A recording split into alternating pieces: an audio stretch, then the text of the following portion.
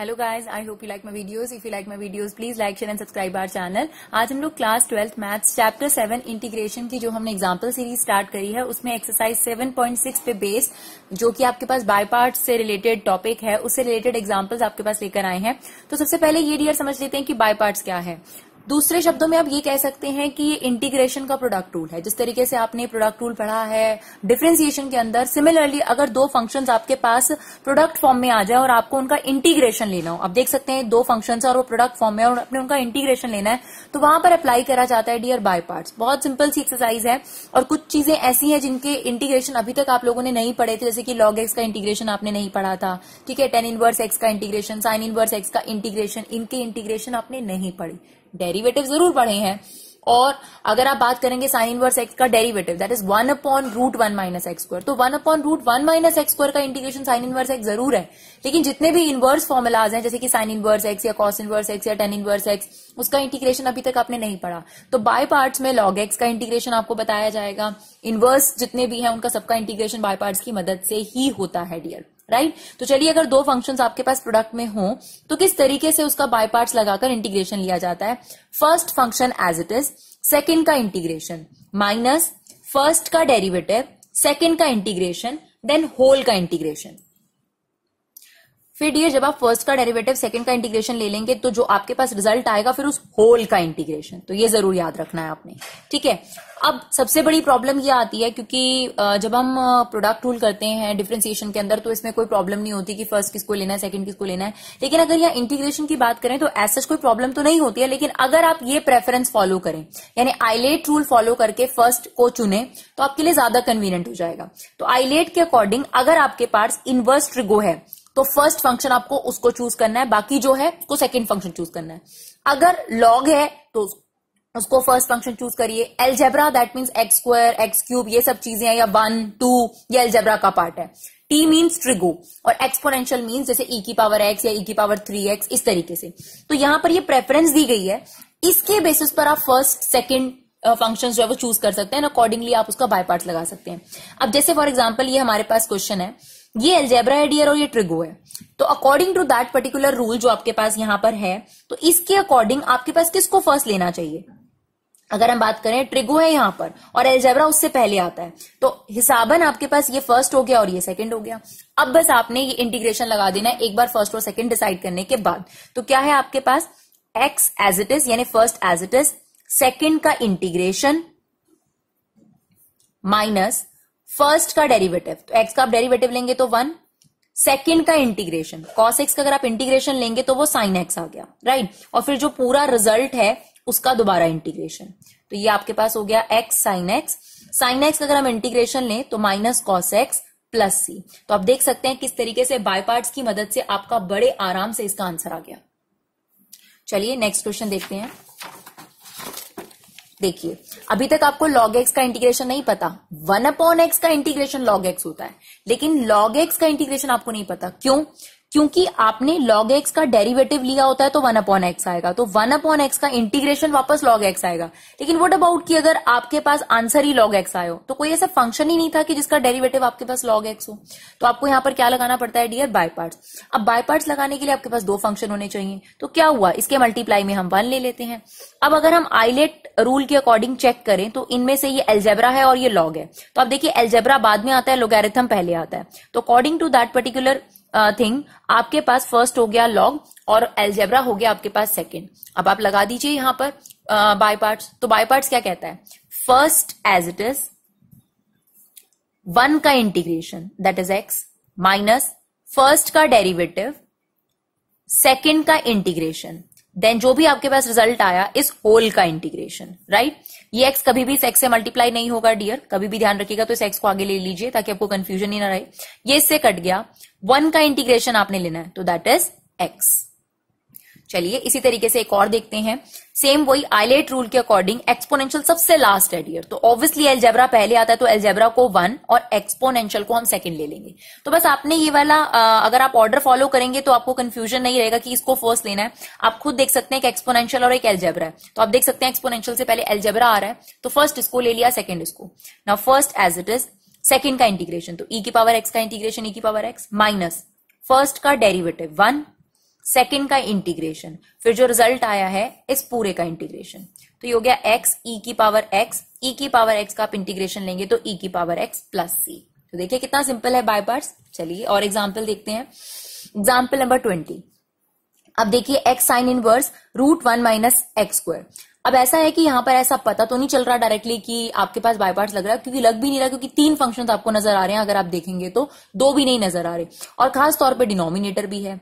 तो यहां पर आपको क्या करना पड़ेगा डियर, कहीं पर भी कुछ भी काम नहीं आता तो आपको पता है कि सब्स्टिट्यूशन बहुत ज्यादा अच्छी चीज है जो आपको मदद करती है थोड़ा सिंप्लीफाई करने में। तो एक बार थोड़ा सोच के देखिए क्या यहाँ सब्स्टिट्यूशन लग सकता है। बिल्कुल लग सकता है डियर। साइन इनवर्स एक्स का जो डेरिवेटिव होता है 1/√1 माइनस एक्स स्क्वायर, और वो यहाँ पूरा पूरा चल रहा है। तो टी लेट कर लीजिए sine inverse x, that is gt 1/√1 minus x square.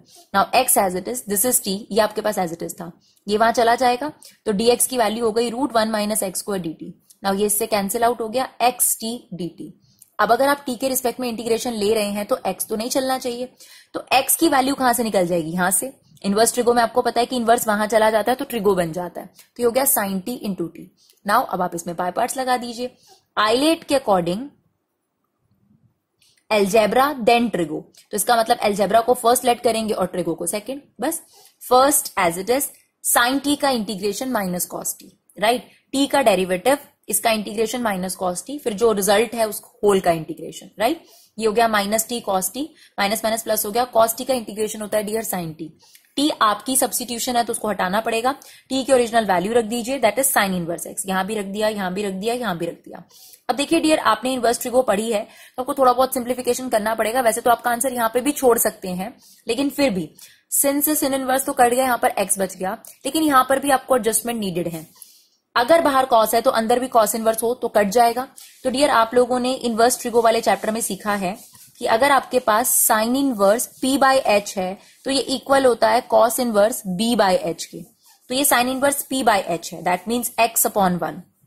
Pythagoras theorem लगाकर अगर आप ये निकालेंगे तो ये आ गया √1 माइनस एक्स स्क्वायर।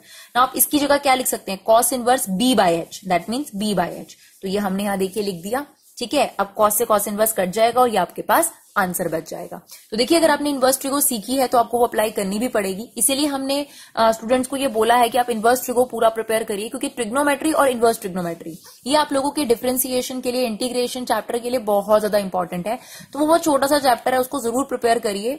मानते हैं कि सीबीएसई की तरफ से इस साल के लिए उसका सिलेबस डिलीट कर दिया गया है, बट आप लोगों के लिए बहुत ज्यादा यूजफुल है। एग्जाम में इनडायरेक्टली आ सकता है डिफरेंशिएशन और इंटीग्रेशन में। चलिए एक और एग्जाम्पल देखते हैं। Example number 21। डियर देखिए, इसमें बस एक चीज का आपने ध्यान रखना है। एक्चुअली क्या होता है कि अगर एल्जेब्रा के साथ कोई भी और फंक्शन चल रहा हो तो डेफिनेटली उसका इंटीग्रेशन लेना बहुत आसान होता है। लेकिन अगर ध्यान रखिएगा ट्रिगो के साथ एक्सपोनेंशियल चल रहा है तो दिक्कत होती है। अगर आप इसका इंटीग्रेशन लेते रहेंगे ना तो ये कभी फिनिश नहीं होगा। आप अभी देखिएगा कि ये फिनिश नहीं होगा। तो इस पर्टिकुलर क्वेश्चन को डील करने के लिए जिसमें एक्सपोनेंशियल और ट्रिगो आती है, उसके लिए आपने पहले से ही इसको आई ट्रीट करके चलना है, क्योंकि आप देखेंगे कि ये एंड नहीं होगा। आईलेट के अकॉर्डिंग एक्सपोनेंशियल सबसे लास्ट है तो ट्रिगो फर्स्ट हो गया। Now first as it is, second का इंटीग्रेशन माइनस फर्स्ट का डेरिवेटिव, सेकंड का इंटीग्रेशन, देन होल का इंटीग्रेशन, राइट। तो ये आपके पास i इक्वल टू e की पावर x साइन x आ गया। यहां पर फिर से बाय पार्ट्स लग रहा है। अगर आप देखें तो अभी तक हमने जितने भी क्वेश्चन देखे तो एटलीस्ट यहाँ पे फिनिश हो जाता था। चलो कोई बात नहीं, एक और बार अप्लाई कर लेते हैं। फिर से वही फर्स्ट ये होगा, सेकंड ये होगा, ब्रैकेट लगा दीजिए। First as it is e की पावर x का इंटीग्रेशन e की पावर x माइनस फर्स्ट का डेरिवेटिव, तो cos x का डेरिवेटिव कितना हो जाएगा आपके पास, माइनस साइन x, और सेकंड का इंटीग्रेशन। तो आप देख सकते हैं डियर, फिर से आपके पास ये बाय पार्ट्स आ गया। और अगर आप ध्यान से देखेंगे तो ये वही फंक्शन आ गया जिससे आपने स्टार्टिंग करी थी। तो ये फिनिश नहीं होने वाला। अगर आप इसमें बाय पार्ट्स लगाएंगे फिर से ये चीज आ जाएगी, तो ये चलता रहेगा। तो इस पर्टिकुलर क्वेश्चन को डील करने का यही तरीका है कि इसे स्टार्टिंग से आई लेके चलिए। अब आप ब्रैकेट ओपन कर दीजिए, that is cos x into e की power x, minus plus minus हो जाएगा, और ये जो चीज है that is equal to i, तो ये आपने आई लिख दिया। ये आई वहां आकर प्लस हो गया, that is 2i equal to e की power x sign x minus e की पावर x cos x। आपको आई की वैल्यू निकालनी होती है, तो जो 2 है ये 1/2 नीचे चला गया, e की power x sign x, e की पावर x cos x। तो आप देख सकते हैं ये आपके पास आंसर आ गया बाय पार्ट्स का। तो जितने भी अभी तक हमने एग्जांपल डिस्कस करे ये बाय पार्ट से रिलेटेड थे डियर, और ये उसमें एक खास तरीके की कैटेगरी थी जिसमें आपके पास इस तरीके से आपको प्रोसीड करना पड़ेगा, अदरवाइज आप इसका इंटीग्रेशन लेते चले जाएंगे और वो एंड नहीं होगा। एक और फॉर्मूला इस पर्टिकुलर एक्सरसाइज में है जिससे रिलेटेड एग्जाम्पल्स आपको हम बताएंगे, और एक्सरसाइज में भी उससे रिलेटेड क्वेश्चन है और एग्जामिनेशन पॉइंट ऑफ व्यू से भी वो बहुत इंपॉर्टेंट क्वेश्चन है। तो चलिए उस फॉर्मूले को भी देख लेते हैं। देखिए डियर, इस पर्टिकुलर एक्सरसाइज में दूसरी टाइप है इस फॉर्मूले से रिलेटेड, और इस फॉर्मूले को आपने बहुत ध्यान देना है।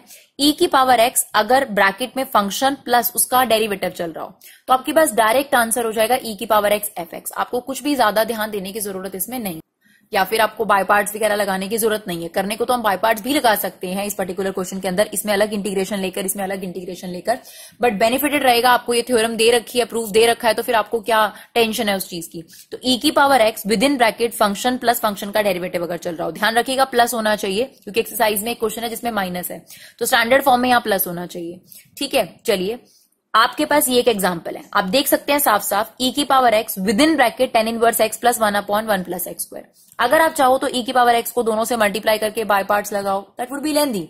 जब हमें दिख रहा है कि ये कौन सा फॉर्मेट फॉलो कर रहा है, अगर आप देखें तो इट्स e की पावर x, ये फंक्शन है और ये इसका डेरिवेटिव चल रहा है, तो ठीक है हमें पता है कि किसके इक्वल होता है, e की पावर x और फंक्शन, तो इसका मतलब इसका आंसर क्या हो गया, e की power x tan inverse x plus c, right. चलिए सेकेंड पार्ट देखते हैं, ये तो बहुत सिंपल था, यहां पे थोड़ी एडजस्टमेंट नीडेड है।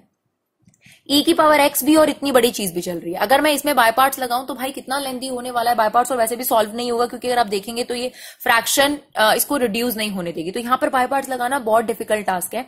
लेकिन अगर आपको e की पावर x और ये दिख जाए, अगर ये नहीं होता तो पार्शियल फ्रैक्शन के चांसेस हो जाते, लेकिन e की पावर x के साथ अगर ऐसा कोई अलजेब्रा दिख जाए तो वहां आप एडजस्टमेंट्स कर उसको ये वाली चीज बना सकते हैं। क्या करेंगे हम इसके अंदर, देखिएगा हम x+1 बनाने के लिए एक बार x स्क्वायर में से -1 कर रहे हैं और यहां पे +1 करें, -1 +1 कर सकते हैं हम अपॉन में x+1 का होल स्क्वायर इंटू e की पावर x, राइट। नाउ ये अलग लिख देते हैं, दिस अपॉन दिस और ये 2 अपॉन दिस, तो x स्क्वायर -1 अपॉन दिस, तो इसको आप क्या ओपन कर सकते हैं, x-1 x+1 ओपन कर सकते हैं अपॉन में x+1 का whole square, and that is 2 upon x+1 का होल स्क्वायर, और पूरे के ब्रैकेट में क्या चल रहा है आपके पास, e की पावर x dx। अब ये कट गया और आपके पास रह गया x-1 upon x+1 plus 2 upon में x+1 का होल स्क्वायर इनटू में e की पावर x। अब डियर देखिए कुछ ऐसा लग रहा है कि शायद इसमें से कोई एक फंक्शन है और दूसरा उसका डेरिवेटिव है, तो ये इसका डेरिवेटिव है हमें नहीं पता, या ये इसका डेरिवेटिव है, तो सबसे पहले इसको हम डेरिवेटिव लेकर देख लेंगे साइड में, इसका डेरिवेटिव लेकर चेक करिए, इसका डेरिवेटिव लेने पर यही आ रहा है। अब जब इसका डेरिवेटिव लेंगे तो क्या लगेगा, क्वेश्चन टूल, देखिए फर्स्ट का derivative 1, second as it is, minus second का derivative first as it is upon second का होल स्क्वायर, राइट। अब आप देखिए इसको सॉल्व करेंगे, x+1 माइनस x+1 अपॉन में x+1 का होल स्क्वायर, तो आप देख सकते हैं बिल्कुल यही चीज आ रही है। तो इसका मतलब ये हमारे पास फॉर्मूला बन गया है e की power x fx plus f'। तो इसका डायरेक्ट आंसर आपके पास क्या हो जाएगा डियर, इट्स e की power x function plus c। तो आई होप आपको ये वीडियो अच्छा लगा हो और आपको इससे नॉलेज मिली हो। Thank you so much guys for your love and support, keep supporting Vibha classes.